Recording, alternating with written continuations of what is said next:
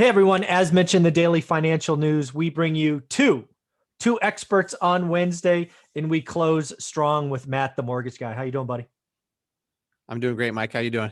I'm doing well, man. This is a conversation I've been looking forward to because just in the last 60 days or so, you and I have talked about lending changes, primarily that impact investors.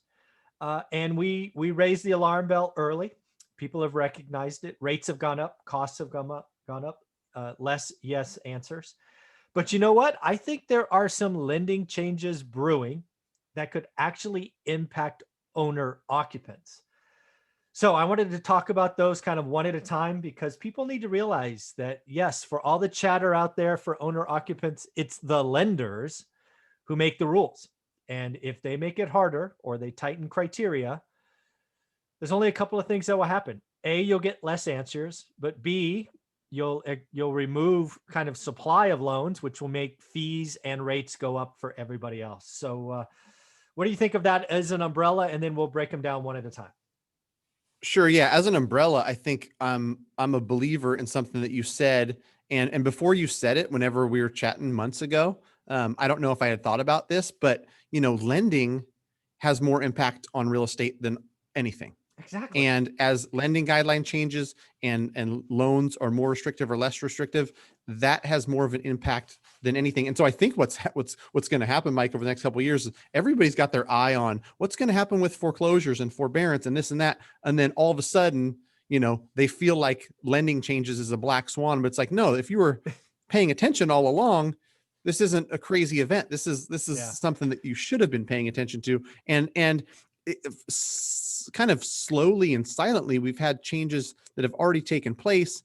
And, it kind of gets, I don't know if it's swept under the rug, but I was looking back just for fun at, October of 2020, when they put in that 0.5 point refinance fee. Yeah. I remember. And it was a big deal for a week. And then people kind of like, okay, it is what it is.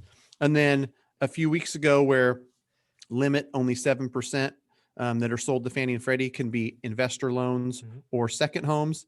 And, there's a big fuss. But what's funny is I don't think we've even felt a lot of that yet. I hadn't even thought about it, but I was talking to somebody about certain markets that are more like vacation-y type markets. Yeah. It's going to hurt those markets. Yeah, If investors stop buying and if it's a certain market, like a small town where 60% of the homes are second homes for somebody.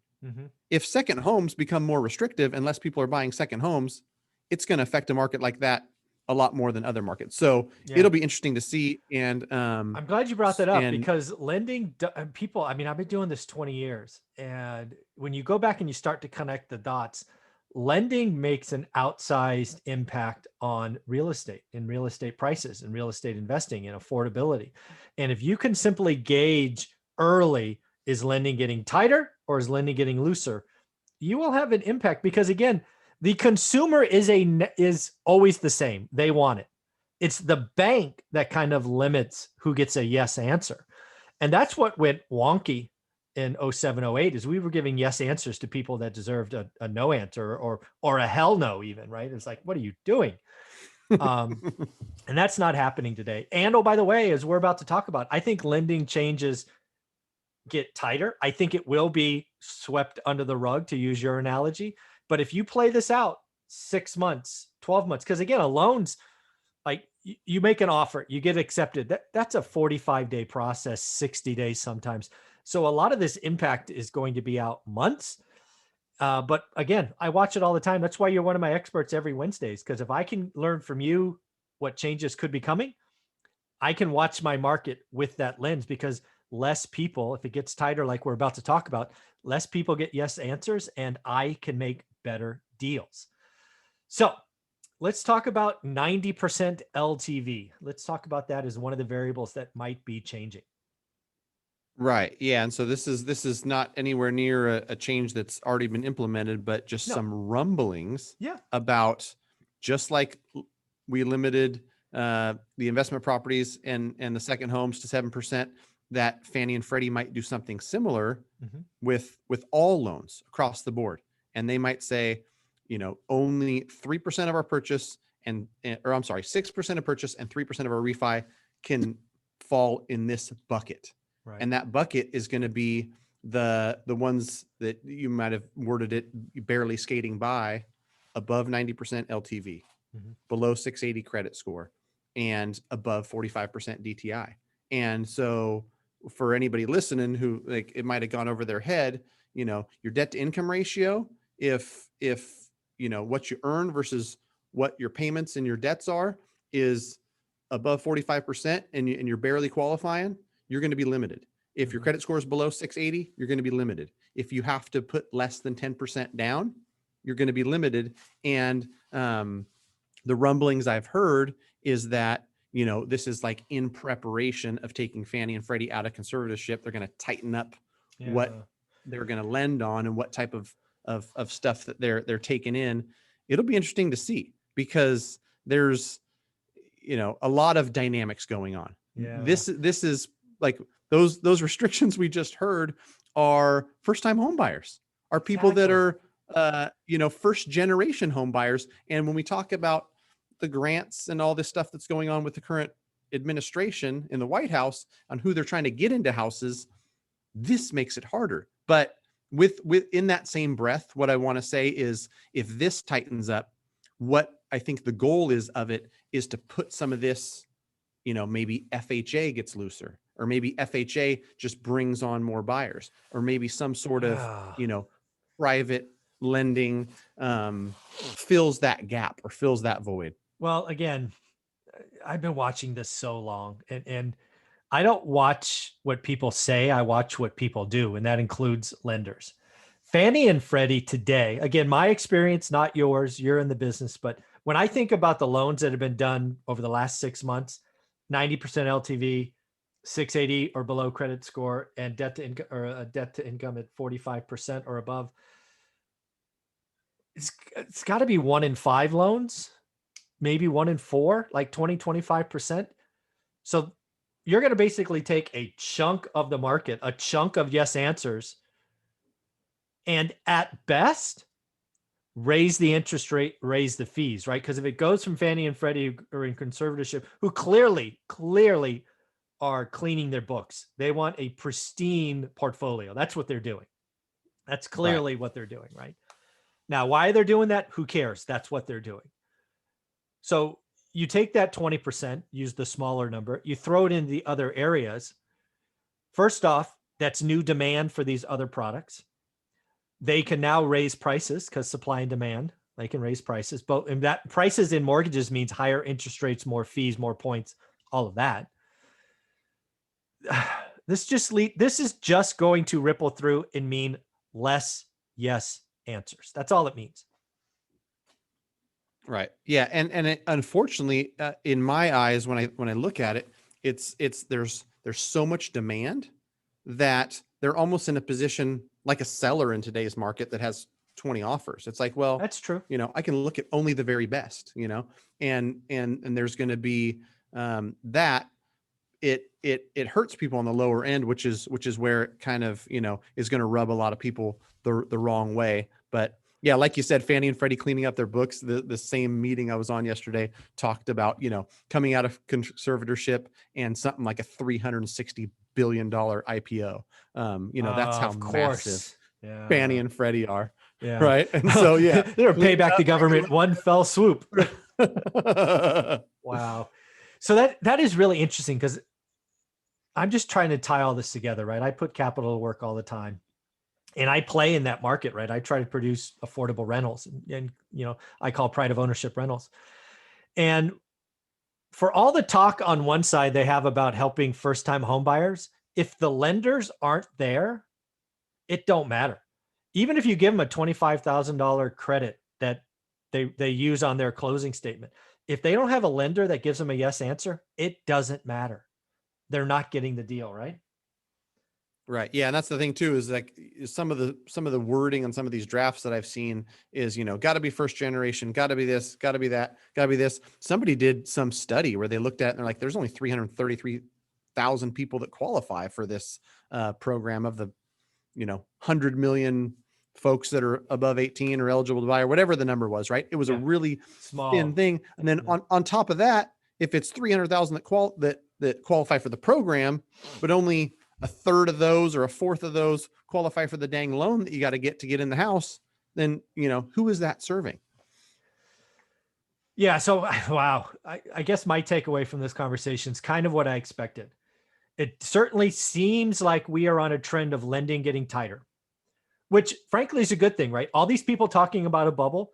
The biggest thing that can cause a bubble is getting unqualified borrowers into a house they can't afford, so that in the future they're kicked off the property ladder. That's the biggest way to create a bubble. That is what we experienced in 07, 08.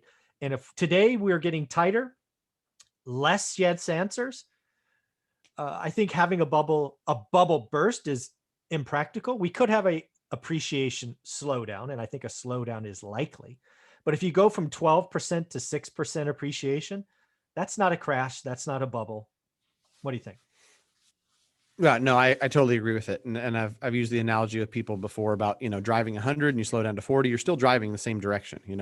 Things are still getting more expensive. We're still appreciating. It's just slowing down. So I definitely see that. And it's something that a lot of people miss when they look at the housing market as a whole, is how responsible lending has been, for the last 10 plus years.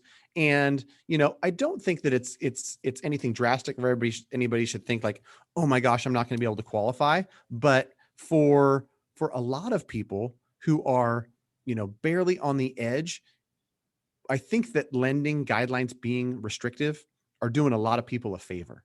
And it's, it doesn't feel like that to the person who gets the answer of like, hey, listen, you'd only be able to qualify for up to 330,000 right now with 5% down. If you get more of a down payment, or if your income goes up or anything like that, we can revisit it. Those conversations suck, Mike. And I have those all the time where I just, based on current, situation, and it's even harder when we're in an environment like where home prices keep going up, right? Because you qualify for less, home prices go up, and it squeezes some people out. It's tough, but I think it's better than the alternative of getting so loose that you let somebody who makes $3,300 a month get into a $2,000 a month mortgage payment. That doesn't end well. And so I promise you, again, I saw it last time. I would much rather have a difficult conversation today and say, and it's not no, it's really not yet. That's what the conversation is today. But if you have it in 3 years, when the next recession happens and you should never have been on the property ladder, and then you get kicked out, the sheriff shows up and moves all your stuff, that is not only going to impact you for 7 to 10 years, but it's going to affect your kids. It'll be a generational impact. So I would much rather have the pain of you having a conversation saying not yet, instead of witnessing what I saw over and over and over again last time. I totally agree. I got sidetracked in my head because I'm all about squirrels. I just thought of a chart. I just thought of a squirrel. I thought of a chart that I saw, and I'm like, I don't think this fits in this conversation, but I want to tell Mike, because I guess it fits in that, this current environment we're in, where there's not a lot of inventory, and the supply and demand is just going to dictate what the 12, 24 month outlook is, just because it's simple economics. I saw a chart that I couldn't believe about how much has been built every decade. Mm-hmm. And I've got to send it to you because it's like the 90s, the 2000s, I think maybe even like for 4 or 5 decades, it was between like 24 and 27 million homes per decade built. Okay. Guess how many were built 2010 to 2020, the 2010s decade? Oh, half that. Or 5.8 million. Oh, geez. 5.8 million. 25. It was like a fourth. Oh my God. Yeah. Well, wild. And then it's like, oh my gosh, we all know that there wasn't enough building in the last 10 years, but you see it on a graph and you're like, holy cow. Yeah, it's crystal clear now. Yeah. It's crystal clear why we have this issue with supply. And then, we're not building any more land, I guess. Folks, if you're watching this and you are in California, you're looking to buy a home, refi a home, buy an investment property, you need to do yourself a favor, and you need to get Matt, the mortgage guy, in your corner. He does the work. He finds the rates. He has the difficult conversations, just like we talked about. So Matt, how do you want our audience in California, or really any state, to reach out to you? First, I want you to go to Matt, the mortgage guy on YouTube. I want you to watch all 300 videos. You'll be highly educated on the mortgage. Good luck. You'll be in a great position. press play, let it play all the way through, so I get the watch time. No, I'm just kidding.